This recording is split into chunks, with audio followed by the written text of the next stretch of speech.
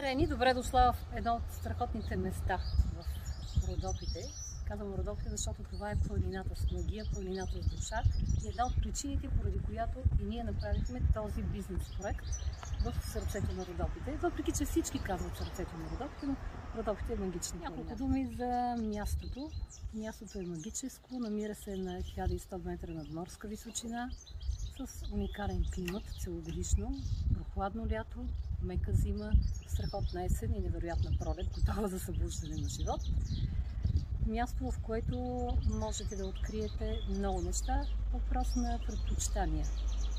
Основно създадахме този бизнес проект, за да можем да покажем на хората какво има в близките околности.